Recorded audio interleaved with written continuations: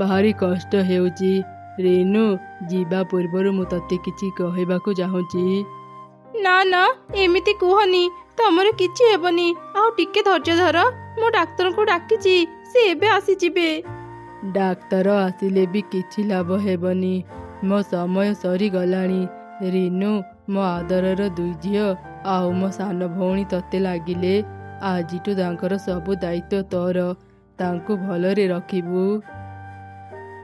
ना हमको छाड़ी जाओनी, उठ कथा कुह। भाई बापा माँ को परी आज तू भी मते छाड़ी चली गलु। उठ भाई कथा कह। भाउज ए सब कोण हे गला। रेणु आ मुनि आने कांदिले। एही परी किछि दिन बीती गला। कौन हैला मुनि, तू निज खाता बही बस्तारे भर्ती करूछु काहेकि? ए सब मु आ पढ़िबिनी भाउज। तुमे घर चलिबो ना मते पाठ पढ़ाइबो? भाबुची पाठ पढ़ा छाड़ी तुमको घर काम रे साहाय्य करिबी। एमिति कहनी मुनि, तो भाई मते कहिथिले तोर इच्छा पाठ पढ़ी पुलिस ऑफिसर हेबा।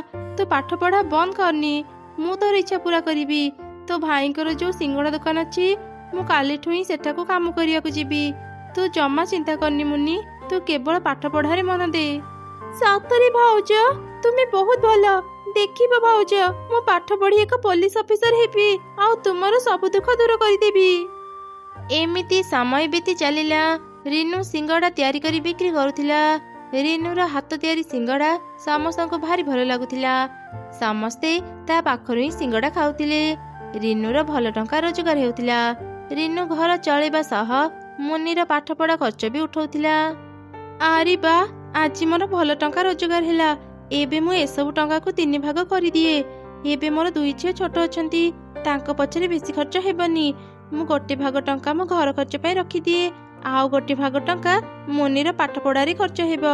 आउ जहा बळिला मु मुनिर बाहागर पय किछि किछि जमा करि दिए, पछरे ता काम रे आसी जिवो।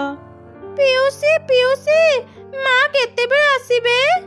आउ किछि समय अपेक्षा कर, तम मां आसी जिबे। अरे ई तो तम मां आसी गले। मां मां आसी गलो, हमें केते बेळ तुमको अपेक्षा करितिलु। अरे मां फेरु फेरु मिटू भाई का सह टिके देखा हेई गला। तांको सह कथा हो डेरी हेई गला। मु आज तम मानक पई बाहरु खाइबा आनी देइची, चल समस्त मिसी खाइबा। तापरि सेमाने खाइबा खाइले। एमिति से राति बीती गला। परदिन सकाळे, आरे सांग काली मो बाहागर, तू मो बाहागर रे निश्चय आसीबो। हाँ हाँ मो सांग बाहागर आ मु आसीबिनी, मु निश्चय आसीबी। अच्छा सांग तू केबे बाहाबू? मु एबे विषय किछि भी चिंता करिनी। आग मु पाठ पढ़ी पुलिस ऑफिसर हेबी, तापर जे मु बाहागर कथा चिंता करिबी। तू जो एते सारा स्वप्न देखुछु, तोर ई स्वप्न कोन पूरा हेबो? हाँ काहे कि पूरा हेबनी? मो भाउज कहिचंती मो स्वप्न पूरा करिबारी से मते साहाय्य करिबे।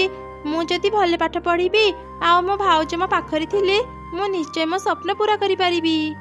हेले मुन्नी, तू जो तो भाउज कथा कहउछु से किंतु तो निज भौणी नुह, बुझिलु? आज सिना ते तो सह भल व्यवहार करूचंती बोली तू तांको भल भाबुचु। जानिचु मुन्नी, काली मो बापा कहउथिले मो बापा तो भाउजंको किछि टंका धार मागुथिले, हेले से देले नाही। प्रत्येक दिन तो भाउज किछि किछि टंका जमा करि रखुचंती। मते तो लागुची से सब से निज पाई ही जमा करि रखुचंती। तांकर 2 झियो अछंती, भविष्यत रे से निज 2 झियोंको ही देखिबे, तते जमा भी पचारिबेनी। दिने दिने तू ए कथा बुझी पारिबु। मो कथा टिके भल कि भाबी देखे। सांगर एपरी कथा सुनी मुनि चिंतारे पड़ीगला। से कौन करिबो भाबी भाबी घर को फेरिला। भाउज आउ किछि दिन परे मो परीक्षा, सर परीक्षा फी जमा करबा को कहिचंती। आरे मुनि, आज मो 2 झंकर ना स्कूल ले लिखि देइची। तांको बही खाता किनिबारे ही सब टंका सरी गला। तो चिंता करनी भौणी, मु काली सुधा टंका जोगाड़ करी तो परीक्षा फी जमा करि देबी। भाउज तुमे बहुत बदली जाइछ। तुमे कहिथिलो मते पाठ पढ़ाई साहाय्य करिबो, हेले एबे तुमे केवल निज कथा ही चिंता करूछ। रेणु को आउ किछि कथा कहिबार सुजोग न देई मुनि रागी घर भीतर को चली गला। से ता भाउज पाखरु सब किछि केमिति नेबो तार उपाय चिंता कला। परदिन सकाळे, भाउज कालीर व्यवहार पई मते क्षमा करि दियो। मु तम सह एमिति व्यवहार करिबार नथिला। ଆରେ ମୁନି, ମୁଁ ତତେ କେବେ ବି ପର ଭାବିନି। ମୁଁ ସବୁବେଳେ ତତେ ମୋ ନିଜ ଭଉଣୀ ପରି ଭାବେ। ମୁଁ ତୋର କୌଣସି କଥାକୁ ରାଗ କରିନି। ଭାଉଜ, ମୁଁ ଯୋଉ ପରୀକ୍ଷା କଥା କହିଥିଲି, ସେ ପରୀକ୍ଷା ଦେବାକୁ ହେଲେ ମତେ ତ ମୋ ସିଗ୍ନେଚର ଦରକାର ହେବ। ସାରେ ଫର୍ମ ଦେଇଛନ୍ତି। ସେ କହିଥିଲେ ବଡ଼ମାନଙ୍କର ସିଗ୍ନେଚର ଆଣିବା ପାଇଁ। ଏଇ ଘରେ ତ ତୁମେ ହିଁ ବଡ଼। ନିଅ ଭାଉଜ, ଏଥିରେ ସିଗ୍ନେଚର କରିଦିଅ। ତୁମେ ସାଇନ୍ ନ କଲେ ମୁଁ ପରୀକ୍ଷା ଦେଇ ପାରିବିନି। ହେଲେ ମୁନି, ମୁଁ ତ ପାଠ ପଢ଼ିନି। ସେଇ ତୁ ଯୋଉ କହିଲୁ ସିଗ୍ନେଚର, ସେଇଟା କେମିତି କରିବି? ଚିନ୍ତା କରନି ଭାଉଜ, ତୁମେ ଟିପ ଚିହ୍ନ ଦେଲେ ବି ଚଳିବ। ନିଅ, ଏଠି ଟିପ ଚିହ୍ନ ଦେଇଦିଅ।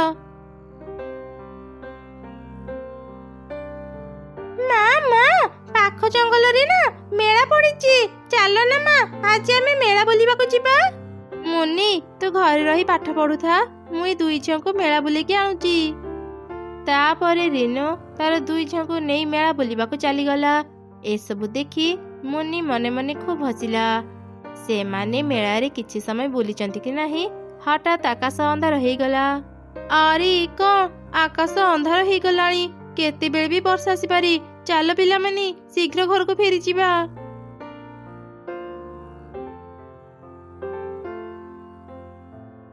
ମୁନି, ମୁନି, କବାଟ ଖୋଲ, ଆମେ ଆସିଗଲୁ। କିଏ ତମେ ମାନେ? ବାହାରେ ଏମିତି ଚିତ୍କାର କାହିଁକି କରୁଛ? ଚାଲିଯାଅ ଏଠୁ। ମୁନି, ମୁଁ ତ ଭାଉଜ। ତୁ କଣ ମତେ ଚିହ୍ନି ପାରୁନୁ? ନା, ମୋର କେହି ଭାଉଜ ନାହିଁ। ମୋ ଭାଇ ଯିବା ପରେ ମୋର ଏ ଦୁନିଆରେ କେହି ନାହାନ୍ତି। ଯାଅ, ଶୀଘ୍ର ଏଠୁ ଚାଲିଯାଅ। ମୁନି, ତୁ ବେଶୀ କଥା କହୁଛୁ। ଏଇ ଘର ମୋ ସ୍ୱାମୀଙ୍କର। ଏଇ ଘରେ ମୋର ବି ଅଧିକାର ଅଛି। ଅଧିକାର ଥିଲା, ହେଲେ ଏବେ ନାହିଁ। ଏଇ ଦେଖ, ତୁମେ ନିଜେ ହିଁ ସବୁ କିଛି ମୋ ନାଁରେ କରିଦେଇଛ। ହେଲେ ମୁଁ ତ ତୋ ପରୀକ୍ଷା ଖାତାରେ ଟିପ ଚିହ୍ନ ଦେଇଥିଲି। ତାହେଲେ ଏସବୁ? ତୁମେ କଣ ଏକା ଚାଲାକ? ମତେ କଣ ବୋକା ଭାବୁଥିଲ? ମୋ ଭାଇଙ୍କର ସମ୍ପତ୍ତିକୁ ଏକା ହିଁ ଭୋଗ କରିବାକୁ ଚାହୁଁଥିଲ ନାହିଁ? ମୁଁ ତୁମର ଚାଲାକି ଜାଣିଗଲି। ନିଜ ଦୁଇ ଝିଅଙ୍କୁ ସବୁ କିଛି ଦେଇ ମତେ ଏଇ ଘରୁ ବାହାର କରିବାକୁ ଚାହୁଁଥିଲ। ହେଲେ ସେଦିନ ଆସିବା ଆଗରୁ ମୁଁ ସବୁ କିଛି ନିଜ ନାଁରେ ହିଁ କରିଦେଇଛି। ଏବେ ନିଜ ଦୁଇ ଝିଅଙ୍କୁ ଧରି ଏଠୁ ବାହାରି ଯାଅ। ଛି ମୁନି, ତୁ ମତେ ଏତେ ଲୋଭୀ ଭାବୁଥିଲୁ? ମୋ ଦୁଇ ଝିଅଙ୍କ ଅପେକ୍ଷା ମୁଁ ତୋ କଥା ବେଶୀ ଚିନ୍ତା କରି ତୋ ବାହାଘର ପାଇଁ ମୁଁ କିଛି କିଛି ଟଙ୍କା ଜମା କରି ରଖିଛି। ତୁ ମତେ ଭୁଲ ବୁଝନି ଭଉଣୀ। ମୁଁ ଯାହା ବି କିଛି କରିଛି ତମ ତିନି ଜଣଙ୍କ ପାଇଁ ହିଁ କରିଛି। ମୁଁ ନିଜ ପାଇଁ କେବେ କିଛି କରିନି। ଥାଉ ଥାଉ, ଆଉ ଏତେ ଭଲ ଦେଖି ହୁଅନି। ମୁଁ ଜାଣେ ତୁମେ କେମିତିକା। ମୁଁ କହିଲି ନା, ଏଠି ତୁମର ଜାଗା ନାହିଁ। ଚାଲିଯାଅ ଏଠୁ। ଏମିତି କହି ମୁନି କବାଟ ବନ୍ଦ କରିଦେଲା। ସେପଟେ ଝଡ଼ ବର୍ଷା ବି ଆରମ୍ଭ ହେଇଗଲା। ରିନୁ ତାର ଦୁଇ ଛୁଆଙ୍କୁ ନେଇ ଆଶ୍ରୟ ନେବା ପାଇଁ ଜାଗା ଖୋଜୁଥିଲା। ବର୍ଷା ଏତେ ଜୋରରେ ହେଉଥିଲା ଯେ ବନ୍ୟା ଚାଲି ଆସିଲା। ତିନି ମା ଛୁଆ ସେଇ ବନ୍ୟା ପାଣିରେ ଭାସି ଭାସି ଯାଉଥିଲେ। ହଠାତ୍ ସେହି ସମୟରେ ଏକ ଜଳପରୀର ନଜର ତାଙ୍କ ଉପରେ ପଡ଼ିଲା। ସେ ଚଢ଼େଇମାନଙ୍କୁ ସାହାଯ୍ୟ କରିବା ପାଇଁ ଏକ ପଦ୍ମଘର ପ୍ରକଟ କଲା, ଆଉ ତିନି ଚଢ଼େଇଙ୍କୁ ପାଣିରୁ ବାହାର କଲା। ବହୁତ ବହୁତ ଧନ୍ୟବାଦ ତୁମକୁ। ତୁମ ପାଇଁ ଆଜି ଆମ ଜୀବନ ବଞ୍ଚିଗଲା। ଆରେ ଚଢ଼େଇ, ଏଇ ବର୍ଷା ସମୟରେ ତୁ ଘରେ ନ ରହି ବାହାରକୁ କାହିଁକି ଆସିଥିଲୁ? ଚଢ଼େଇ ଜଳପରୀକୁ ସବୁ ଘଟଣା କହିଲା। ଚଢ଼େଇ, ତୁ ଚିନ୍ତା କରନି। ଆଜିଠୁ ଏ ପଦ୍ମଘରେ ତମେ ତିନି ଜଣ ରହିବ। ଏଇ ଘରେ ତମେ ସବୁ ସୁବିଧା ପାଇବ। ଏକ ସୁରକ୍ଷିତ ଜାଗାରେ ଏଇ ପଦ୍ମଘର ତମମାନଙ୍କୁ ପହଞ୍ଚେଇ ଦେବ। ଯିଏ ବି ଦୋଷ ଅନ୍ୟାୟ କରିଛି ସେ ଦିନେ ଦିନେ ଶାସ୍ତି ପାଇବ। ଏମିତି କହି ଜଳପରୀ ସେଠାରୁ ଚାଲିଗଲା। ପଦ୍ମଘର ଚଢ଼େଇମାନଙ୍କୁ ନେଇ ଏକ ସୁରକ୍ଷିତ ଜାଗାକୁ ଗଲା। ସେପଟେ ଝଡ଼ ବର୍ଷା ହେବା ଯୋଗୁଁ ଅନେକ ଚଢ଼େଇଙ୍କ ଘର ଭାଙ୍ଗିଗଲା। ମୁନି ଯେଉଁ ଘର ପାଇଁ ତା ଭାଉଜ ସହ ବିଶ୍ୱାସଘାତ କରିଥିଲା, ସେଇ ଘର ଭାଙ୍ଗି ପାଣିରେ ଭାସିଗଲା। ଘର ସହ ମୁନି ବି ସେଇ ପାଣିରେ ଭାସିଗଲା। ମା କୁନି, ମୁଁ ତ ସ୍କୁଲ ବ୍ୟାଗ ରେଡି କରିଦେଇଛି। ଏଇ ନେ। ଠିକ ଅଛି ମା, ମୁଁ ଏବେ ସ୍କୁଲ ଯାଉଛି। ଏମିତି କହି କୁନି ତା ସାଙ୍ଗ ମିନି ପାଖକୁ ଗଲା। ମିନି, ମିନି, ମୁଁ ଆସିଗଲି। ଶୀଘ୍ର ଆସି ସ୍କୁଲକୁ ଯିବା। ସ୍କୁଲ ସମୟ ହେଇଗଲାଣି। ଆମେ ପୁଣି ରୁଚି ଘରକୁ ବି ଯିବା। ହଁ କୁନି, ମୁଁ ଆସିଗଲି। ଚାଲେ ବି ଯିବା। ଏମିତି କଥା ହେଇ ସେ ଦୁଇ ସାଙ୍ଗ ରୁଚି ଘରକୁ ଗଲେ। ତାପରେ ସେମାନେ ସ୍କୁଲକୁ ବାହାରି ଗଲେ। ରାସ୍ତାରେ ଦୁଇ କାଉ ତାଙ୍କୁ ଦେଖୁଥିଲେ। ଏଇ ଦେଖ, ସେପଟେ କିଛି ଚଢ଼େଇ ଛୁଆ ସ୍କୁଲ ଯାଉଛନ୍ତି। ଚାଲ ଚାଲ, ଏମାନଙ୍କୁ ବୋକା ବନେଇ ତାଙ୍କ ଟିଫିନ ଚୋରି କରି ନେଇ ଆସିବା। ହଁ ହଁ ଚାଲ ଚାଲ ଶୀଘ୍ର ତାଙ୍କ ପାଖକୁ ଯିବା, ନହେଲେ ସେମାନେ ସ୍କୁଲ ପଳେଇବେ। ଆରେ ଛୁଆମାନେ ରୁହ ରୁହ, ଗୋଟେ କଥା ଅଛି, ରୁହ କହୁଛି। ତମର ଏଇ ଡାକ ଛୁଆମାନେ ଶୁଣି ପାରିବେନି, ଦେଖ ମୁଁ କେମିତି ଡାକୁଛି। ମା କୁନି ମିନି ଶୁଣ, ମୁଁ ତମକୁ ଏକ ମଜାର କଥା କହିବି, ଟିକେ ରୁହ ମୋ କଥା ଶୁଣିଯାଅ। କାଉ ଆଣ୍ଟି ଆମକୁ କଣ ମଜା କଥା କହିବେ, ଚାଲ ଚାଲ ତାଙ୍କ କଥା ଶୁଣିବା। କଣ ମଜା କଥା କହିବ କାଉ ଆଣ୍ଟି? ଆମେ ତୁମ ମଜା କଥା ଶୁଣିବା ପାଇଁ ହିଁ ଅଟକି ଗଲୁ। ଆରେ ଶୁଣ, ମୁଁ ଛୁଆଙ୍କୁ କଥାରେ ଅଟକେଇ ରଖୁଛି, ତୁମେ ଯାଅ ପଛପଟୁ ତାଙ୍କ ବ୍ୟାଗରୁ ସବୁ ଟିଫିନ ବକ୍ସ କାଢି ଲୁଚେଇ ଦେବ। ହଁ କୁନି, ଆଜି ସନ୍ଧ୍ୟା ବେଳେ ପାଖ ଜଙ୍ଗଲରେ ଗୀତ ପ୍ରତିଯୋଗିତା ଅନୁଷ୍ଠିତ ହେଉଛି। ଯିଏ ବି ଗୀତ ପ୍ରତିଯୋଗିତାରେ ଜିତିବ ତାକୁ ବହୁତ ଦାମୀ ପୁରସ୍କାର ମିଳିବ। ତମେ ମାନେ କଣ ସେ ଗୀତ ପ୍ରତିଯୋଗିତାରେ ଭାଗ ନେବ? ହଁ ହଁ କାଉ ଆଣ୍ଟି, ଆମେ ସେ ଗୀତ ପ୍ରତିଯୋଗିତାରେ ଭାଗ ନେବୁ। ଆମେ ଆଜି ସନ୍ଧ୍ୟାରେ ତୁମ ଘରକୁ ଯିବୁ, ତୁମେ ଆମକୁ ସେ ପ୍ରତିଯୋଗିତାକୁ ନେଇଯିବ।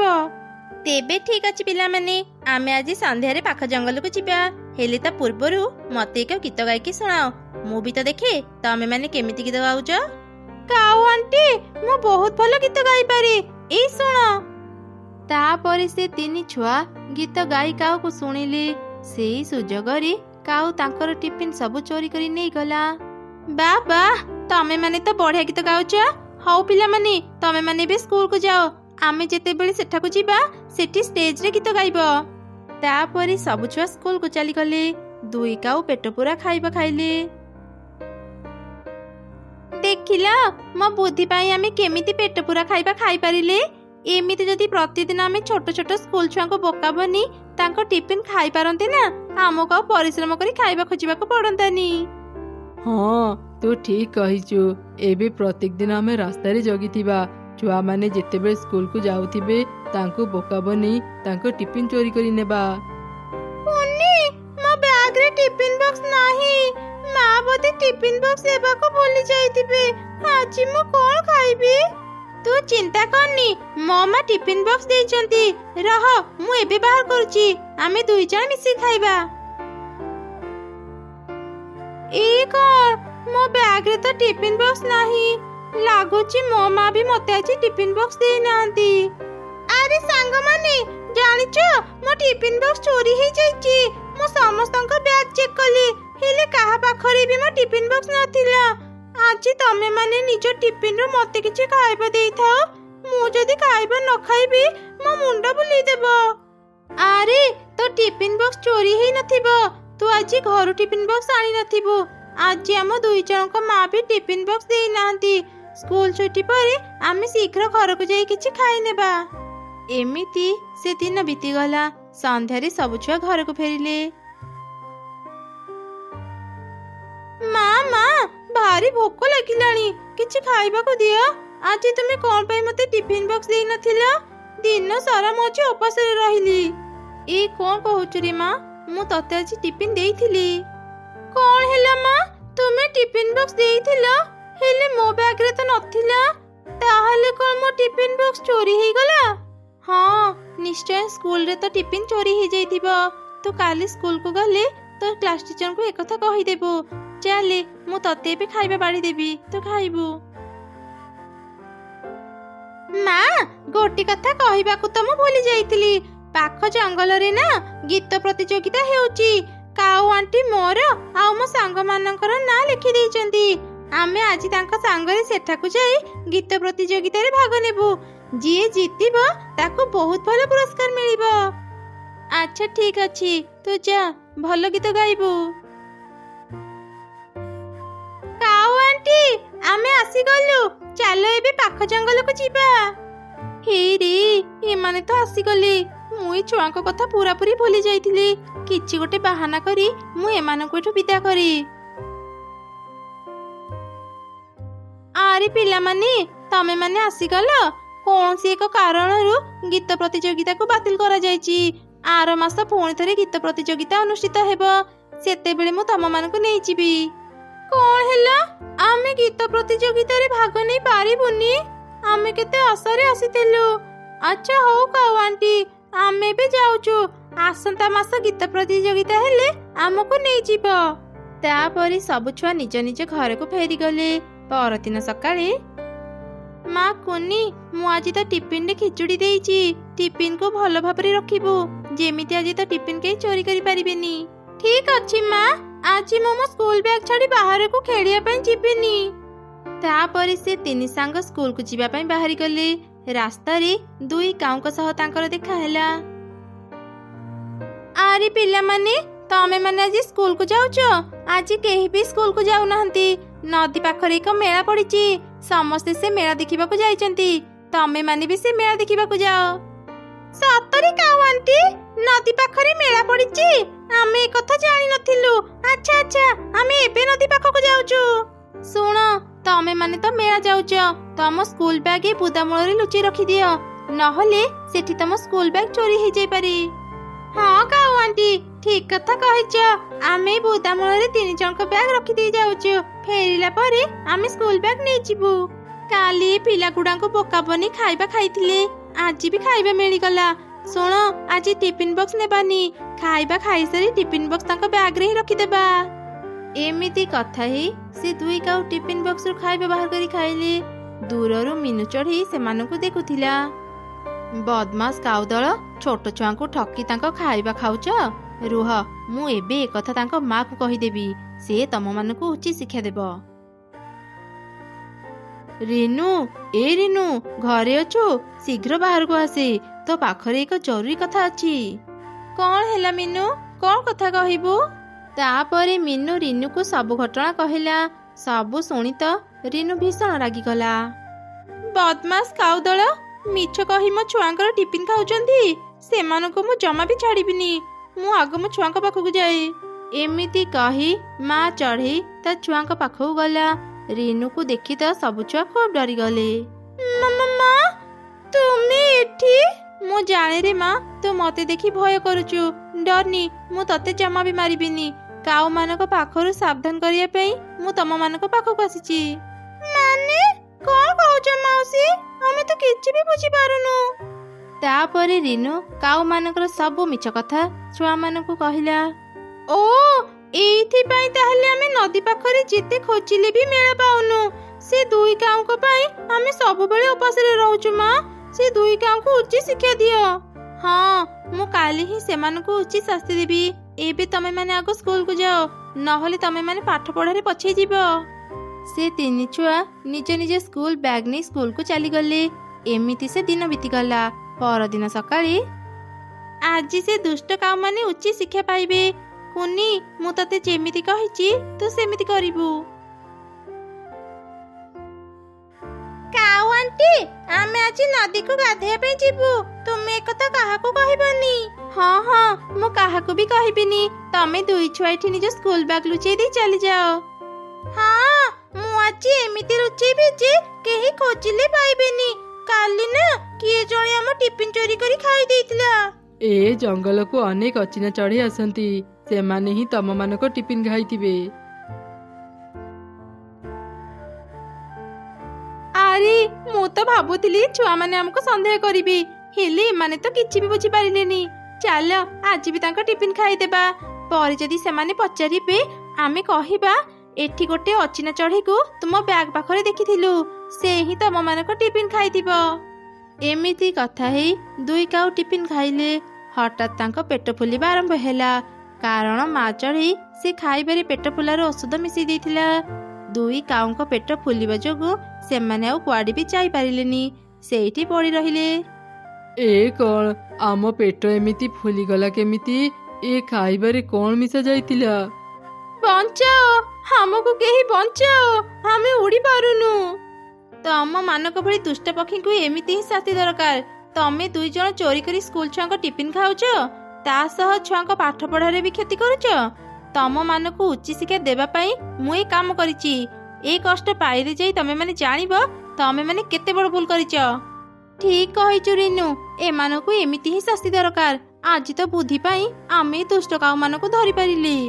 ନା ନା ଚଢ଼େଇ, ଆମର ଭୁଲ ହେଇଗଲା। ଆମେ ଆଉ ଦିନେ ବି ଏମିତି ଭୁଲ କରିବୁନି। ଏଇ ଜଙ୍ଗଲ ଛାଡ଼ି ଚାଲିଯିବୁ, ଦୟାକରି ଆମକୁ ବଞ୍ଚା। ଦୁଇ କାଉ ଯେତେ କହିଲେ ବି ଅନ୍ୟମାନେ ତାଙ୍କ କଥା ନ ଶୁଣି ସେଠାରୁ ଚାଲିଗଲେ। ଦୁଇ କାଉ ସେମିତି ପଡ଼ି ରହିଥିଲେ। ସେମାନେ ଟିକେ ବି ହଲି ପାରୁନଥିଲେ। କିଛି ସମୟ ପରେ ହିଁ ସେ ଦୁଇ କାଉ ମରିଗଲେ।